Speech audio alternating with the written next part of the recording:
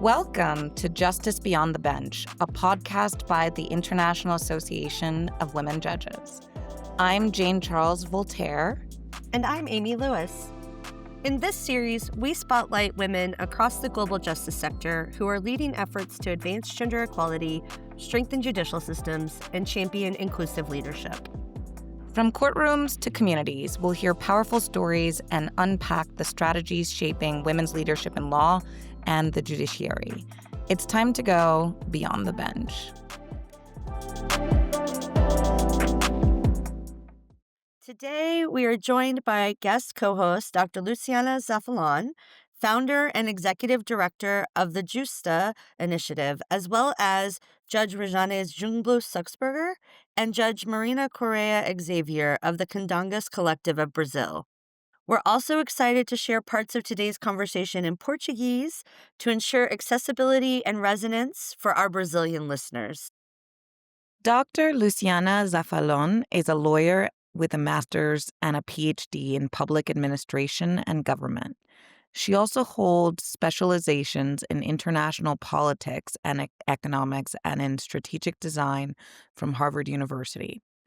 Author of A Crack in Justice and the Politics of Justice, she works in the field of political economy of justice, both in Brazil and internationally. Justa is a Brazilian center that combines research, strategic design, and advocacy to better understand and transform the political economy of justice.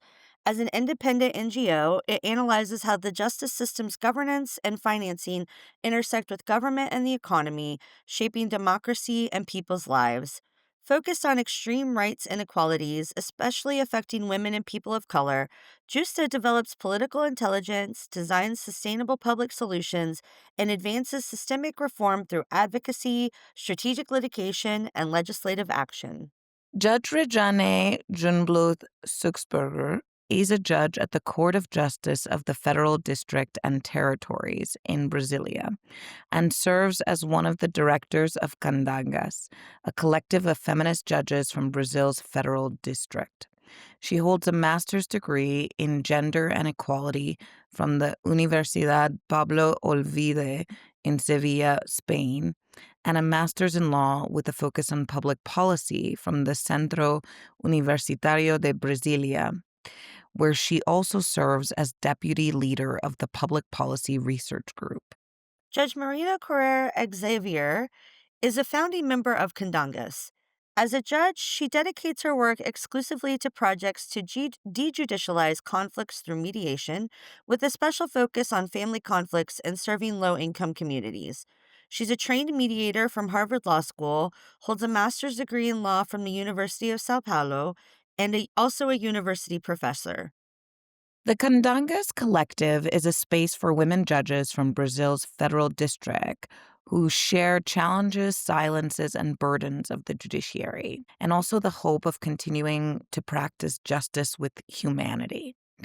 Born from listening and mutual recognition, the group brings together judges from diverse backgrounds, united by the desire to build a judiciary that is more welcoming, diverse, and committed to gender equality. It has no political affiliation or partisan stance. It is a space for support, dialogue, and solidarity among colleagues. The name Candangas honors the women who helped build Brasilia with courage, intelligence, and sensitivity. Its symbol, the caliandra, a flower native to the Brazilian cerrado that blooms even during dry seasons, represents the strength and resilience of so many of us who continue to flourish amid adversity. Today, the collective gathers more than 60 women judges connected through bonds of solidarity, empathy, and shared purpose. Here, there are no hierarchies, only attentive listening and an open invitation to dialogue. Each participant contributes as she feels comfortable, an environment that values every woman's presence and strength. The Candangas Collective believes that the unity among women in the judiciary is both a form of resistance and a way to strengthen institutions. It is a living space of sisterhood, empowerment, and collaboration, seeking to transform the experience of judicial work into something more human and shared.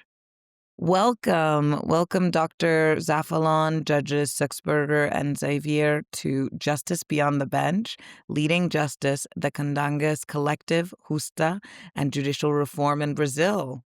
Welcome. Welcome, everyone. Thank Thank you. you. I am glad to be here. We're so excited to have you, and we're so excited to have you, Dr. Zaflan, as one of our guest co hosts. Let's go ahead and dive right in. Dr. Zaflan, can you actually kick us off by telling us a little bit more about the work that Justa is doing and what inspired its creation? And how does Justa's work advance transparency, accountability, and access to justice in Brazil? Sure. First of all, it's a pleasure to be here with you and with my colleagues from Candangas, a group that I really admire. Well, Justa is a Brazilian center that brings together professionals from economics, law, management, and communications to connect complex data with real life. We translate technical information into accessible knowledge for different audiences. And through research, we build a kind of political intelligence about how the justice system is managed and financed. Justa was founded by a group of people with strong academic backgrounds and, above all, a deep commitment to advancing democracy. We were looking for a new model, one that isn't based in a single field of expertise, to innovate in a designing of public solutions. In practice, it means advancing transparency by opening the data behind just institution, strengthening accountability by showing who makes decisions and how resources are spent, and improving access to justice through more effective and inclusive public policies. We are trying to bring together different expertise, different people, different audience, and different communication solutions to make it possible to understand what is so hard to see. Because I think the law is almost the same of economics. It's hard to understand, but it's essential to do it to build a more dense experience of democracy. You talk about access and transparency and democracy building in all of this. And so, Dr. Zafalon, can you talk about why access to clear, understandable judicial information is so important for reform and ensuring representation? And also how Justa has used data to spark dialogue or push for concrete changes in the justice system. Sure. Access to clear and simple information is key. You can change what you can see or you can understand. In Brazil, the justice system handles a lot of public money, but the data is often hiding behind technical language. The same works for the political decision. There is a lot happening, and you cannot really see, and if you can see, you can understand. When people understand numbers, they can finally ask the right questions about priorities, budget, and representation. At Justa, we use data to make these issues visible, and we have this perspective of drawing what we see. We convert data and information in very simple and also sophisticated information by drawing the system, the decision making process, and the money flow, and things like that. We map how the system is founded, where positions are located, and who actually holds them. This has helped spark national conversations and push for reforms that make the system more transparent and fair.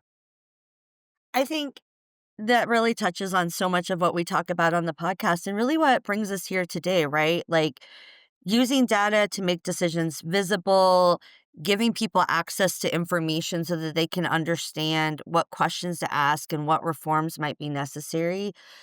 But also, thinking about how we can partner together. And so we're again excited to have Judge Sexberger and Judge Javier from the Candangas Collective. And Judge Javier, could you tell us a little bit more about the Candangas Collective?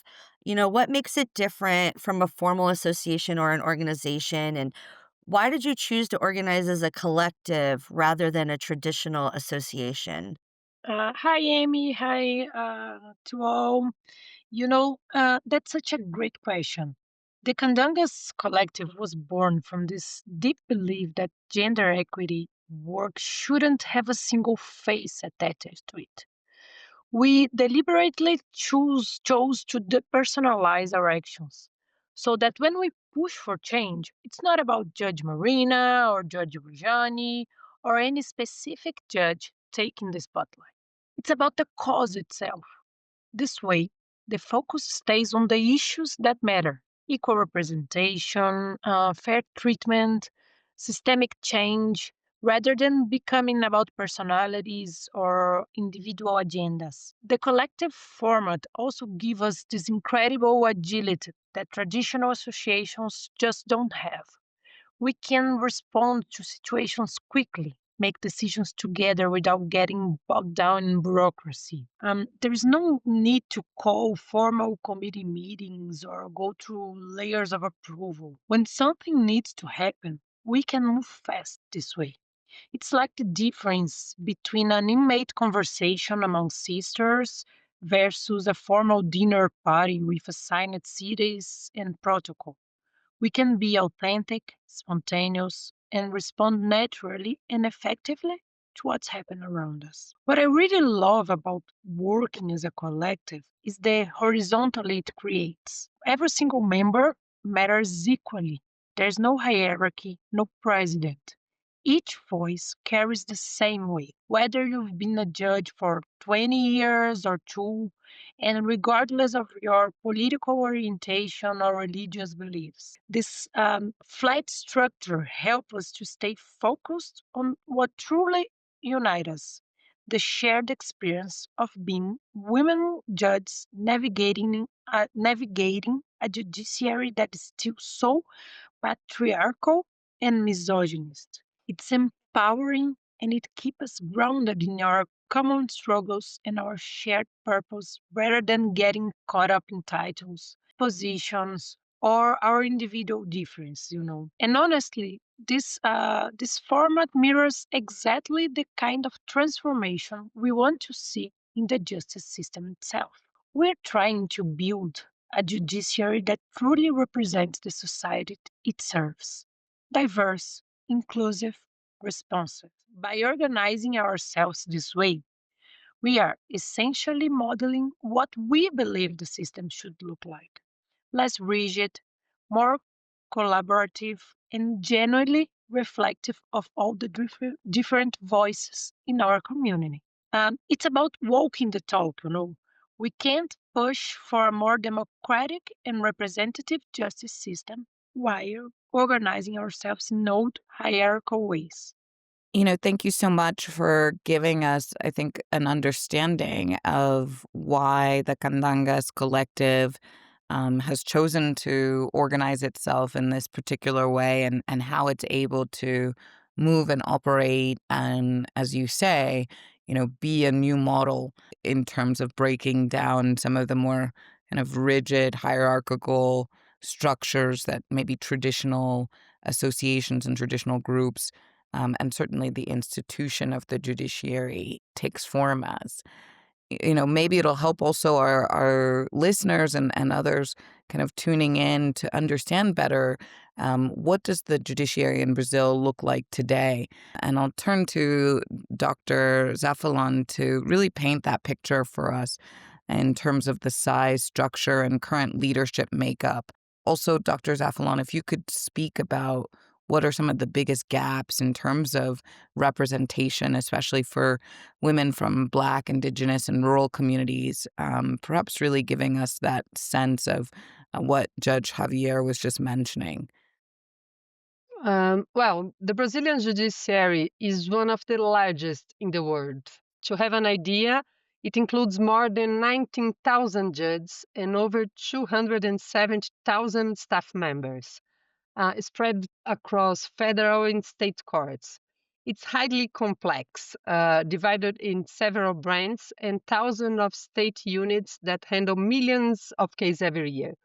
Our numbers are gigantic. In the last year alone, more than 39 million new cases were initiated in Brazilian judiciary. But when we look at who leads the system, we see a very narrow profile. Most judges come from similar social and racial backgrounds, largely white, urban, and male. Women are underrepresented, especially in higher courts. And the gaps are even bigger for Black, Indigenous, and rural women, who are almost absent from judicial leadership. At Justa, we've been using data to show these inequalities in a concrete way, mapping where judges come from, who gets promoted, and how these patterns affect the kind of justice people receive. Once the numbers are public, it becomes harder to ignore the need for change. And we try to work together with groups of like Candangas, of great women that are trying to make the difference inside the system. And we are working together for changing in the next few years. Dr. Zaflan, that's something that we see a lot replicated throughout the world, right? Is that even if diverse women are entering the judiciary, as we start to move up the higher echelons of the courts, we see that representation start to fall. And we see it start to fall particularly for women of color, women from rural backgrounds, women from a number of diverse identities. So now we are going to speak a little bit in Portuguese, and I'd like to talk to Rejane a little bit. So, Rejane, você poderia falar um pouquinho sobre como a ação coletiva ajuda as juízas e o judiciário como um todo a pressionar por mudanças? Bom, Luciana, a ação coletiva, ela tem um poder enorme, sobretudo dentro do judiciário, que ainda é muito hierárquico e muitas vezes solitário.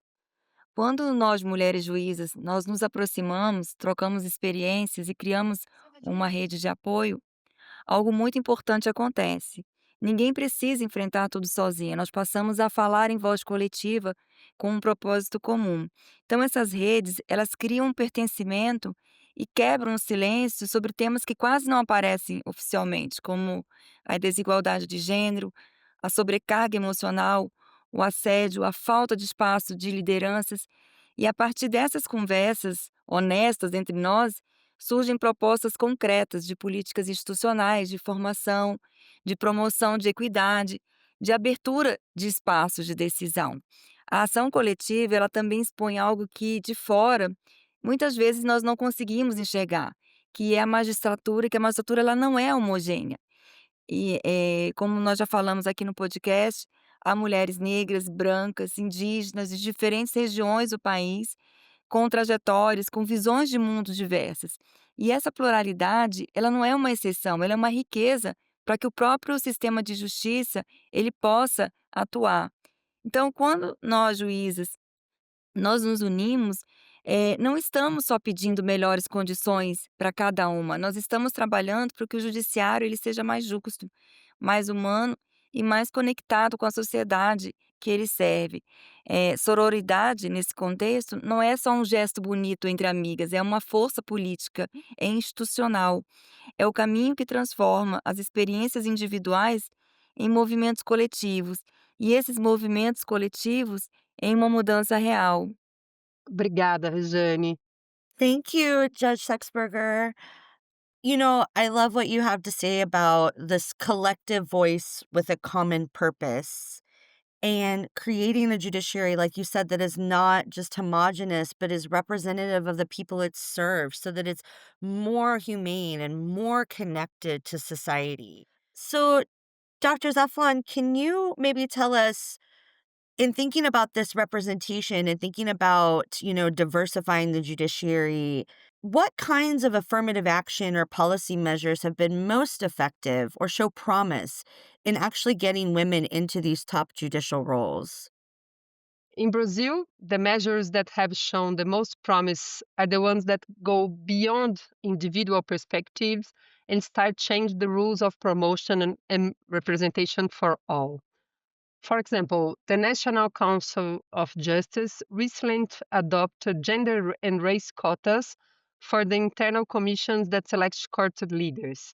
That's an important step. It's one of a lot of needed steps, but it's the beginning. Some state courts are also experimenting with transparent promotion criteria and mentorship programs for women judges. These efforts matter because they recognize that the problem isn't a lack of qualified women. It's a system that keeps rewarding the same profiles. Do you know? I think this is important to highlight. Many times when we are talking about affirmative policies, people are always looking at the perspective of helping someone. It's not the truth. The truth is this kind of public policies try to solve problems that haven't been there for a long time. There is a lot of barriers for women that are not faced by men, and we are trying to fix this problem with some public policy like it should be. What we've seen is that when institutions set measurable targets and make the data public, representation improve faster. It's about turning equality from an abstract value into a concrete management goal. And this is the kind of work that Justa try to work with and try to enforce with public institutions. Now I'm gonna come back with Portuguese questions for Dr. Rejane. Rejane, que barreiras institucionais ou culturais ainda impedem que as mulheres progridam nas mesmas condições que os homens e como elas podem ser superadas? Existem barreiras que são formais e outras que são silenciosas, mas todas produzem o mesmo efeito, ou seja, afastam as mulheres, sobretudo as mulheres negras, dos espaços de decisão. Do ponto de vista institucional, ainda nós temos estruturas que são muito masculinas, tanto na cultura quanto nas regras. A forma como se constrói um mérito, vamos dizer assim, dentro do judiciário, costuma ignorar as desigualdades prévias. Exige disponibilidade total de tempo, exige presença em certos círculos, produção acadêmica constante, uma visibilidade em certos espaços.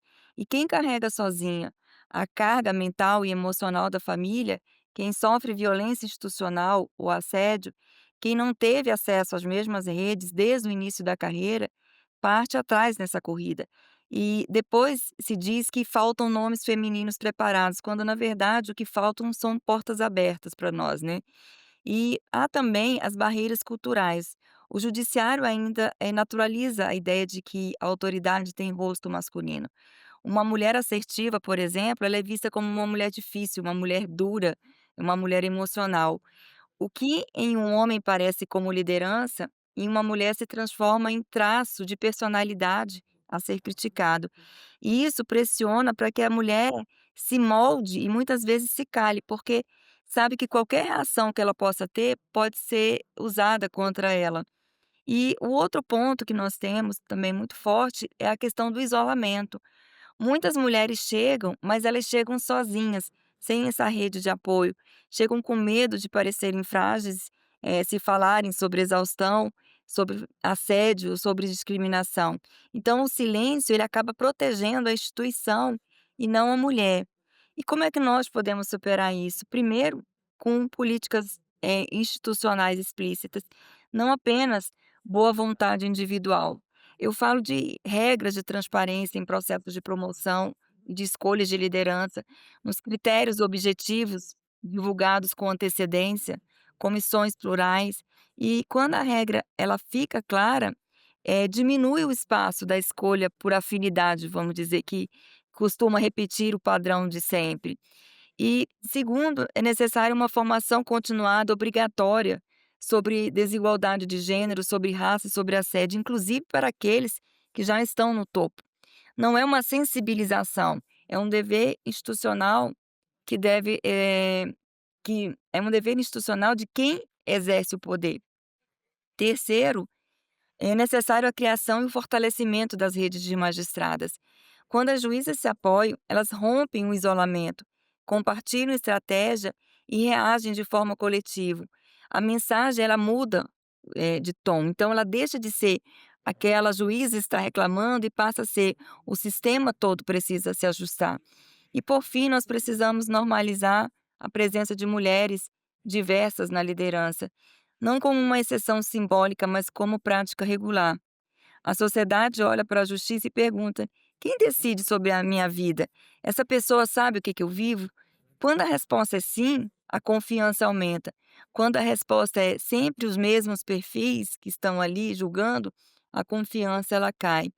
Então, superar as barreiras não interessa só às juízas, interessa ao próprio sistema de justiça, porque está em jogo a sua legitimidade diante da sociedade que ele serve. So much of what we're talking about today, and I think some of the solutions that, in terms of addressing barriers, are about creating spaces for the entry and the rising of women of diverse backgrounds to leadership positions within the institutions. And that in turn helps to really legitimize and also promote access to justice for those who might not otherwise feel represented by the system. I'm going to turn to Judge Xavier to explain maybe what kinds of monitoring or accountability mechanisms can also help ensure that reforms actually happen and that they are long lasting and sustainable. Well, Jane, as Luciana said, in Brazil we have the National Council of Justice. We call it CNJ, which is actually written in our constitution. It's responsible for overseeing the administrative and the financial operations of the entire judiciary. And beyond issuing a resolution to promote the affirmative action that Luciana mentioned earlier, the CNJ is also in charge of monitoring whether courts are actually following through on these gender equity requirements. They even have a specific committee dedicated to monitoring and controlling the implementation of gender equality measures across all the courts, which is pretty significant. But you know what? In my opinion, the most effective accountability mechanisms isn't coming from the top down. It's coming from organized groups of women judges and from civil society itself, from organizations just as Justa. These groups are keeping the pressure on, making noise, demanding that our leaders appoint women to the highest position in the judiciary. That social pressure, that's our biggest asset right now, honestly. We're right now actually seeing this play out in real time. We have an opening coming up on our Supreme Court, which is currently has 9 men and just one woman. I repeat that because it's very symbolic. We have 9 men and just one woman. Since Justice Barroso announced his retirement as Chief Justice, there's been this incredible movement across Brazilian society pushing President Lula to nominate a woman for the seat. The energy around this has been amazing. Women judges, lawyers, civil society organizations, everyone coming together and saying, this time it has to be a woman. That kind of sustained public pressure, that collective voice, that's what really moves the needle and makes reforms stick. Because politicians listen when society speaks loudly and clearly enough. And as Simone de Beauvoir warned us, we have to stay vigilant. She said, and I quote, never forget that it only takes one political, economic, or religious crisis for women's rights to be put in jeopardy. That's why these accountability mechanisms matter so much, both the formal ones and especially the grassroots pressure. We can't just achieve reform and then relax. We have to keep watching, keep pushing, keep holding the system accountable because progress isn't linear and it certainly isn't guaranteed. It's this constant vigilance that will make these changes last. Absolutely. I think, what you're talking about is a paradigm shift in terms of putting pressure to really see that representation that is necessary in terms of legitimizing the system, and such a wonderful example that you're giving that's happening today, in terms of representation on the highest court. So thank you for giving us that picture also of how groups like Candangas, like Justo, can really put, new pressure on those in power to show up and to really respond to a need that's there in terms of representation. Yeah, and I love what you have to say about how this collective voice is what really moves the needle and makes reforms stick, right? And I think that really speaks to the heart of Candangas and the heart of the work that we do at IWJ, bringing women judges together to reduce that isolation that we've spoken of, but also having that collective voice, from a global perspective. Well, returning to the Portuguese questions, Rejane, por que a representação feminina e a diversidade de lideranças femininas são importantes para o judiciário e para a sociedade em geral? Como uma maior representação impacta as comunidades e a legitimidade do sistema de justiça? Como eu disse anteriormente, a presença das mulheres no judiciário, especialmente das mulheres de diferentes origens, raças, territórios e experiências de vida, não é apenas uma questão de inclusão simbólica, é uma questão de qualidade da justiça. A representatividade importa porque o judiciário ele decide sobre vidas reais. A forma como interpretamos a lei não é neutra. Ela passa pela nossa vivência, pelas experiências que temos, pelo que reconhecemos como violência, como desigualdade, como abuso de poder. Quando um só perfil ocupa a liderança, certos temas não aparecem, certas dores não são levadas a sério e certos conflitos seguem invisíveis.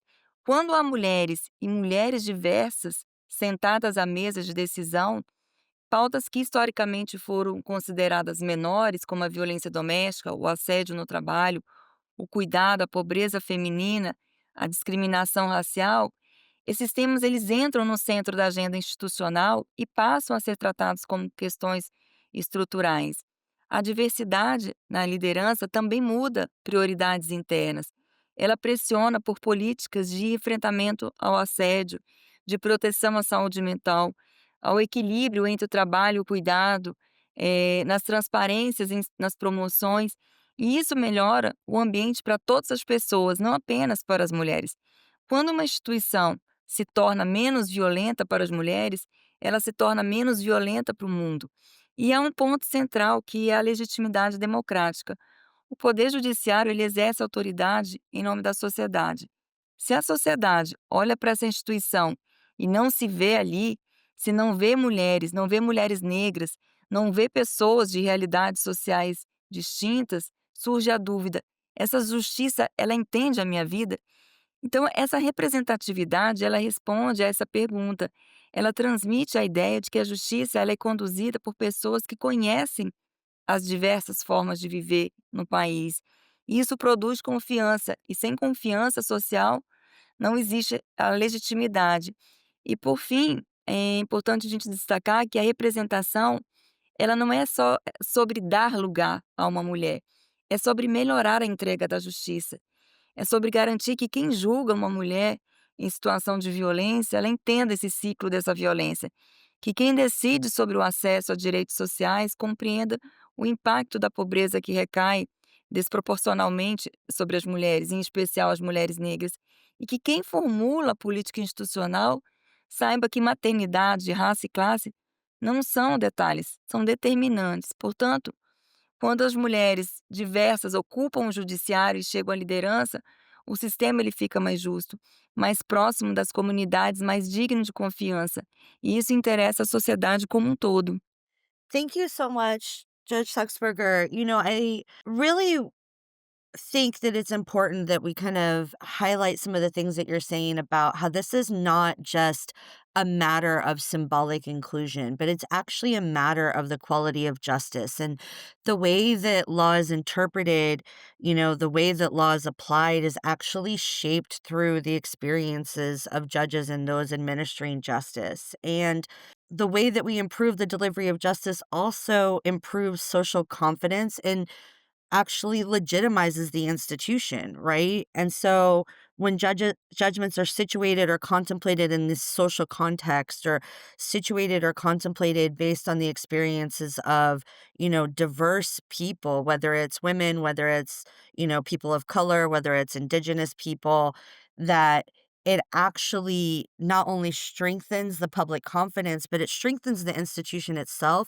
and strengthens the administration of justice. And turning back to you, Judge Javier, I think this kind of really speaks to why it's important to not just have women enter the judiciary, but for them to rise to leadership roles. And can you talk a little bit more about what's at stake for the judiciary and the communities that it serves when women really remain at lower levels rather than shaping these decisions at the top? Amy, this is really at the heart of everything we're fighting for. It's not enough to just have women entering the judiciary at the bottom levels. We need them making decisions at the top, shaping policies, setting the tone for how justice is delivered. Because here's the thing, when leadership positions are monopolized by one demographic, typically white, cis, heterosexual men, the entire system reflects only their perspectives, their lived experiences, their understanding of the world. Society has a fundamental right to be judged by courts that actually reflect who they are. Think about it. Our communities are diverse, complex, made up of people from all walks of life, all genders, races, sexual orientations, social classes. But then you look at our higher courts, our appeal panels, our Supreme Court, and what do you see? Often is a sea of sameness. How can a court that doesn't mirror society's diversity truly understand and serve justice for everyone? It can't. It's that simple. When women remain stuck at lower levels, we lose their perspectives in the decisions that shape jurisprudence, that set precedents, that determine how laws are interpreted for generations. Leadership isn't just about individual cases, it's about the power to influence legal culture, to change how the institutional thinks, to bring different questions to the table. A woman judge who's experienced discrimination might see a harassment case differently. A mother might bring unique insights to family law. These perspectives matter enormously when you're crafting decisions that affect millions of lives. What's at stake? It's legitimacy itself. How can people trust a justice system that doesn't look like them, that doesn't include their voice in the highest chambers? When leadership remains homogeneous, entire communities feel, rightfully, that the system isn't truly theirs, that justice isn't really for them. We need that plurality at the top because democracy demands it, because fairness requires it, and because our communities deserve to see themselves reflected in the face of those who hold the power to shape their future. That's it. I think this question that you asked, Judge Javier, really sits at the crux of this. How can people trust a justice system that doesn't look like them? And when we start to think about diverse perspectives or intersectionality, I think it's really key that we think about that justice needs to be representative. Voltando para o nosso diálogo em português, Rejane, como a interseccionalidade, especialmente raça e gênero, influencia os desafios e soluções que você busca, ou seja, que a Candangas busca? E como a presença de mulheres, especialmente mulheres negras e indígenas, em cargos de liderança, pode transformar a justiça para as comunidades mais vulneráveis? Luciana, quando falamos em presença de mulheres no judiciário, não dá para falar apenas de gênero e esquecer raça, porque as barreiras não são iguais para todas.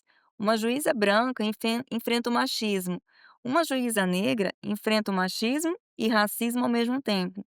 E muitas vezes sua autoridade é questionada, desde a forma como ela entra na sala de audiência. Uma mulher indígena, ela enfrenta o apagamento, ou seja, o sistema nem sabe como olhar para ela, nem para o povo dela. E isso tem consequências práticas. Quem procura justiça em situações de maior vulnerabilidade é, em grande parte, a mulher negra, a população negra, os povos indígenas. Violência doméstica, letalidade policial, conflito territorial, retirada de crianças de famílias pobres, tudo isso tem cor, tem território, tem um histórico. Se quem decide não enxerga isso, a resposta institucional costuma culpar a pessoa e não o contexto. Por isso, a presença de mulheres negras e das mulheres indígenas em posição de liderança acaba por transformar esse tipo de justiça que se faz. Primeiro, porque muda a forma de nomear o problema. Racismo institucional deixa de ser ruído e ele passa a ser o quê? Passa a ser dito como racismo institucional. Já a violência política de gênero, ela passa a ser dita como violência política de gênero. Quando você consegue dizer o que está acontecendo, você abre caminhos para que possamos enfrentar todos esses problemas. E depois, essas lideranças, elas mudam a agenda. Elas trazem pergunta que quase nunca aparece. Quais são os dados por raça e gênero? Como é que essa mulher foi ouvida? Houve intérprete quando se tratava de um povo indígena? Houve cuidado com a retirada dessa criança da família ou isso foi tratado apenas como um risco social? Isso não é pauta identitária isolada, isso é justiça funcionando para quem mais precisa. E tem um terceiro ponto, que é a confiança. Quando uma mulher ela olha para a instituição e finalmente vê alguém que conhece a sua realidade, a relação muda. Ela deixa de sentir que está diante de um poder distante e ela passa a acreditar que pode ser ouvida de forma digna. Então, trazer mulheres para a liderança é importante, porque trazer mulheres negras e indígenas é decisivo para que a justiça ela seja de fato uma justiça para todas as pessoas, inclusive aquelas pessoas que historicamente foram tratadas só como estatística no processo. The points I think that you're touching on, Judge Sexberger, in terms of not only, the differences for representation and that the barriers just aren't the same for everyone is really key. Maybe Dr. Zavalon, you can talk also about the fact that many rural indigenous communities talking about barriers face also language and access barriers that are unique, and maybe you can share a little bit about what needs to change to make the courts more accessible for everyone, linguistically, culturally, geographically as well. In Brazil, the law already says that key steps in a case must be translated into indigenous language. And Rejane has just mentioned that in her answer. And that is important, but it's not enough. And if the rest of the system still speaks in hard and technical words, what we need is a wider change. Courts should use plain language at every stage: forms, notice, hearings, and decisions. People must be able to read and understand what affects their life, and not even just read. Even listen is hard. There is a research from I think 10 or 12 years ago that says that even convicted people that is going to jail, 70% of them don't really understand what's going on. They don't realize that they haven't been convicted and they are going to jail. They simply don't understand what the judge is saying. So this is not only about translation, it's about respect and access. When clear language becomes the rule in justice and across the state, people can finally use their rights, and only then can we talk about truly just justice. And we I haven't been talking about indigenous and people in criminal justice, but the same means to rural and indigenous community. It's the same for people from favelas and people from working class. and almost for everybody. Justice is almost labyrinth where you get in and you lost yourself trying to understand where you are and with no light in the end of the tunnel. That's such a powerful illustration, right? Justice is a labyrinth. And, we see this across many cultural contexts, but I think you bring up a good point about the use of plain language and people needing to understand what actually affects their lives and like the importance of this access. And the ways in which people can start to feel empowered or start to understand the narratives about their lives and the way that justice is administered, and can be reframed in their own contexts. So, Rejane, ao discutir mulheres na liderança em posições de poder, quais narrativas ou termos parecem empoderadores e quais você acha que precisam ser desafiados ou reformulados? Quando nós falamos de mulheres na liderança, algumas narrativas, nos fortalecem, sim, e outras nos colocam num lugar que, na verdade, acaba por nos limitar. Eu vou começar pelas que precisam de revisão. Uma expressão que precisa ser desconstruída é aquela que fala sobre a mulher forte. Parece um elogio, mas muitas vezes significa que nós aguentamos tudo calada, nós suportamos o excesso de trabalho, a violência institucional, nós suportamos o assédio, o ataque pessoal, e tudo isso segue funcionando. Isso não é força, isso é normalizar que a mulher ela tem de suportar abuso para ser reconhecida como capaz. E eu não quero uma justiça que exija que nós mulheres continuemos a sangrar para ser ouvidas. Eu quero uma justiça que pare de nos ferir. E a outra ideia que eu acho perigosa é da mulher que conquistou o lugar por mérito individual, como se fosse uma história bonita de superação pessoal. Essa narrativa, ela isola, ela transforma a exceção em regra e é usada para dizer, está vendo? Se uma chegou, todas podem chegar, então o sistema ele é justo. E isso, na verdade, ele acaba apagando as barreiras estruturais e ainda coloca a responsabilidade em nós mulheres, não na instituição. A pergunta correta não é por que ela chegou, é porque tantas outras igualmente qualificadas como ela não chegaram. E também nós precisamos rever a maneira como se fala de mulheres em liderança, como sensíveis, cuidadoras, maternais. Muitas vezes isso aparece como um verniz positivo, mas é uma forma de reduzir a mulher a um certo tipo de liderança aceita, ou seja, acolhedora, emocionalmente disponível, que cuida de todo mundo. O problema é que quando uma mulher exerce autoridade de forma direta e segura, ela é rotulada como agressiva, como difícil, como dura. Em outras palavras, dizem que aceitam mulheres na liderança, mas só se a nossa liderança ela for agradável ao olhar masculino, ou seja, se ela for gentil, suave, estiver sempre sorrindo. Então, qualquer coisa fora disso passa a ser punida. E isso precisa ser dito com todas as letras. E sobre o que eu considero como narrativas potentes, eu posso dizer que eu acredito na ideia da liderança compartilhada. A mulher em posição de poder que não trabalha isolada, mas cria rede, abre espaço, puxa outras, institucionaliza práticas para que a porta continue aberta depois dela. Isso é revolucionário porque transforma a presença individual em mudança estrutural. E outra palavra que eu considero bastante importante, que eu já até falei aqui, é sobre a legitimidade. Não no sentido formal, jurídico, mas no sentido social. Quando mulheres lideram, especialmente mulheres negras, mulheres indígenas, elas trazem para dentro da instituição experiências que historicamente ficaram do lado de fora. Isso aumenta a legitimidade da decisão pública, porque quem recebe essa decisão finalmente se reconhece no processo. E, por fim, uma terceira ideia que eu faria questão de afirmar é sobre a autoridade. Mulher tem autoridade, autoridade técnica, autoridade política, institucional. Eu prefiro falar em autoridade feminina do que em voz feminina. Voz feminina ainda soa como uma colaboração, como uma opinião. E a autoridade feminina assume lugar de decisão. Então não basta abrir portas para uma mulher, é preciso mudar a sala inteira e aceitar que ela agora preside a mesa. Thank you so much, Judge Suxberger.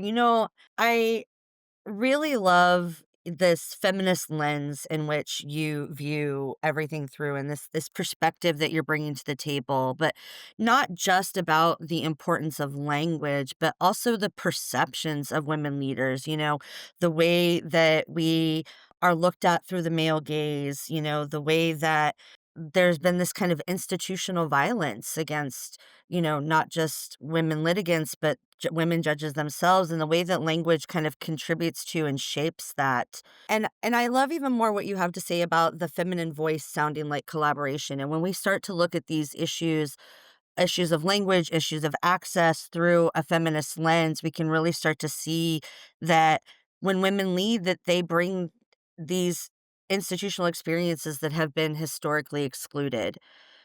Judge Xavier, can you talk a little bit more about how the judiciary itself uses language through decisions, public outreach, or even institutional culture? How can it actually use language to make justice more accessible and inclusive? Oh, Amy, this is something I'm so passionate about. Language is power, right? And for too long, the judiciary has used language as a barrier rather than a bridge. We write these decisions full of Latin phrases and legal jargon that even lawyers sometimes struggle to understand. How is a regular person supposed to know what's happening in their own case? We need to embrace plain language, not dumbing things down, but making them clear and accessible. When someone reads a court decision about their life, their family, their rights, they should be able to understand it without needing a law degree.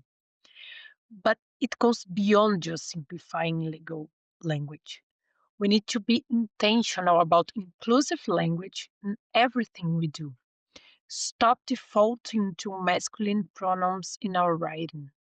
Recognize different family structures in our decisions. Not every family is mom, dad, and kids, for example. Use people's chosen names and pronouns. These might seem like small things, but they send powerful messages about who belongs in our courtrooms and whose experience we validate. When we write, for example, the plaintiff and his attorney as a default, we are erasing half the population. The way we communicate with the public matters enormously too. We can't just issue decisions and expect people to understand them. We need to be proactive, create summaries in simple language, use social media to explain important rulings, hold community sessions where people can actually ask questions. At the family mediation centers where I work, we've started using visual aids and like infographics to explain processes. It's amazing how much more engaged people become when they actually understand what's happening. And honestly, we need to change the culture inside the judiciary too. The way we speak in meetings, the jokes we make, the assumptions built into our everyday language. All of this shapes who feels welcome in these spaces. When we stop using militaristic language about fighting cases and defeating opponents, when we embrace more collaborative language, we create room for different ways of thinking about justice. Language shapes reality. And if we want a more inclusive judiciary, we need to speak it into existence. One word, one decision, one conversation at a time. Thank you for, I think, really giving us an understanding of the ways that language, unfortunately, has been used to, in many ways, exclude, those that don't hold positions of power traditionally, and how one of the solutions moving forward and proposals in changing that dynamic is to really embrace that understanding that language is power, and to use language that draws people in and, as you said, builds bridges rather than continue to maintain barriers. We've been talking today about the different ways in which we can really look at transformation of a system like the Brazilian judiciary, which falls in line with so much of the work that IWJ has been doing, both in our Women in Leadership and Law initiatives, but also over the past decades in engaging with our members and trying to build up representation and acknowledge traditional ways that these institutions have really been holdouts and exclusionary. As we're kind of drawing to a close, want to bring back to Dr. Zafalon, some reflections on what kinds of reforms or collaborations would you like most to see in the next 5 to 10 years? What mechanisms are needed to ensure that some of these reforms that we've been talking about don't just stay on paper or even as pilots, but really become more sustainable realities across the board and across the country?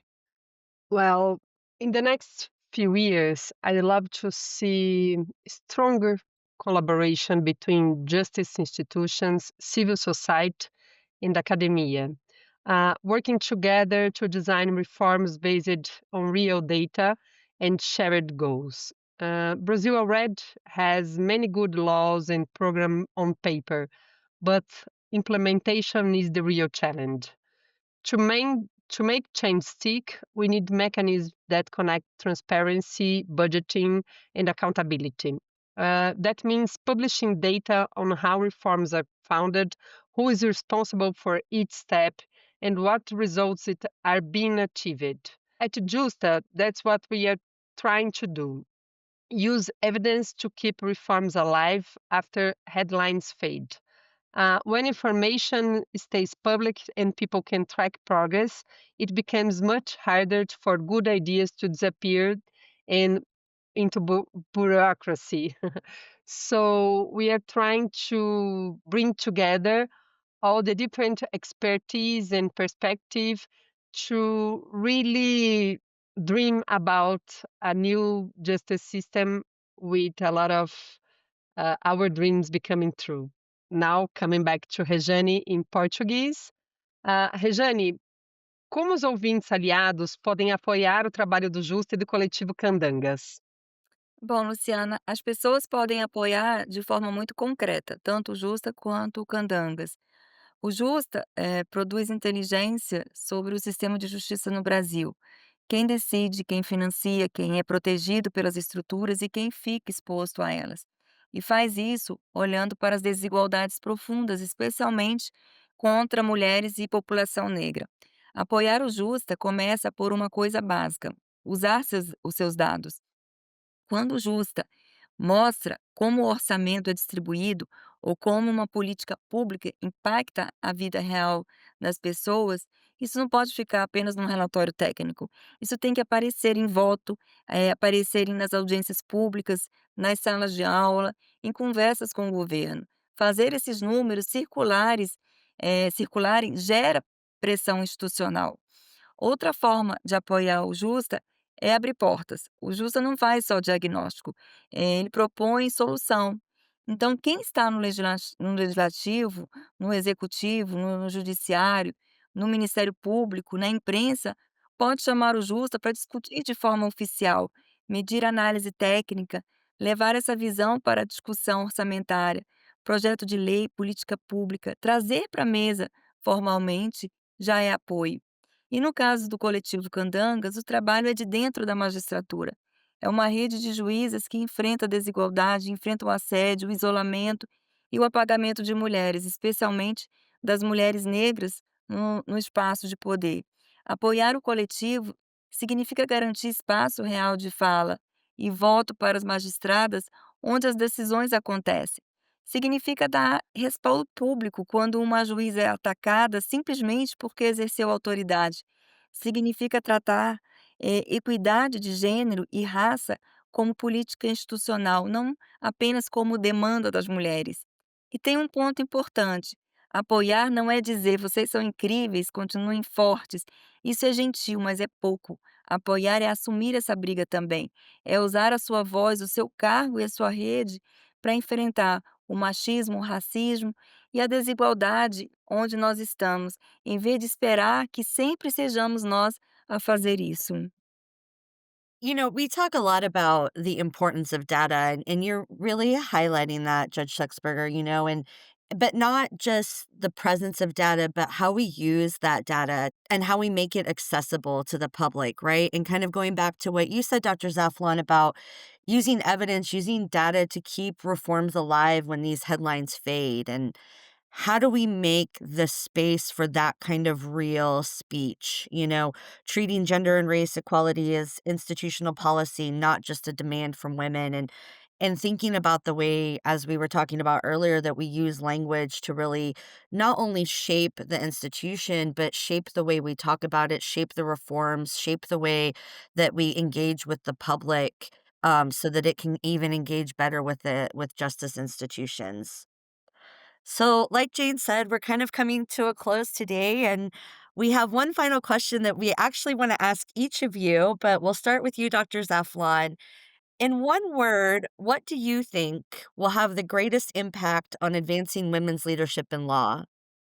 So my word would be recognition, because what I really think is that all women need to have their work, their efforts, and their right to be part of the decision making process, and their right to be in power position in the same way that men haven't been for the last centuries.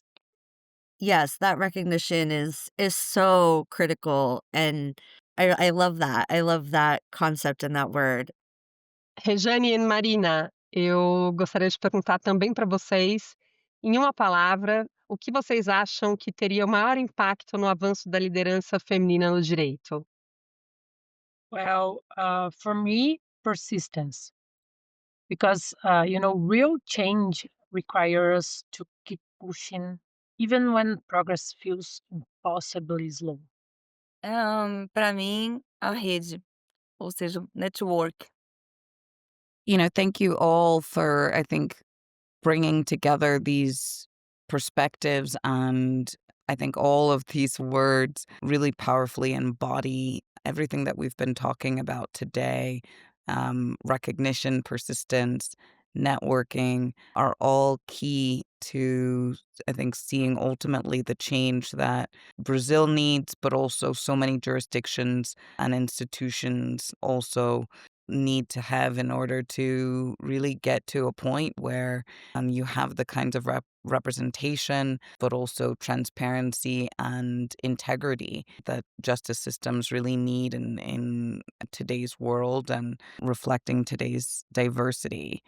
So we want to thank you all today again for joining us and speaking with us and sharing about the amazing work that the Candangas Collective and Justa are doing and continue to do. As we close this conversation, one thing is clear: achieving a judiciary that truly reflects and recognizes Brazil's diversity takes more than opening the doors to women. It requires really dismantling barriers, building pathways to leadership, and using data and collective action to hold institutions accountable. As we mentioned, the work of Justa and Candangas Collective shows that change is possible when transparency, representation, collaboration, and persistence come together.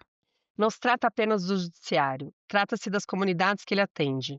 Um sistema de justiça moldado por vozes diversas pode gerar resultados mais equitativos, fortalecer a democracia e inspirar confiança. As reformas que discutimos hoje são passos em direção a um futuro em que mulheres, em toda a sua diversidade, não apenas se sentem no tribunal, mas também liderem a partir dele, garantindo que a justiça no Brasil seja verdadeiramente para todos e todas. Thank you. Thank you so much for joining us today. Obrigada. Yes, thank you so much. It's been a lovely conversation. Obrigada, muito obrigada por se juntar a nós. Thank you for having us. Obrigada a todas vocês pelo convite e principalmente pela escuta. Foi ótimo. Thank you for tuning into Justice Beyond the Bench. If you enjoyed this conversation, don't forget to subscribe so you never miss an episode. Want to learn more about our work and support our mission? Visit us at iawj.org, where you can explore our programs, join our global network, or make a donation to help advance gender equity in judiciaries around the world. See you next time!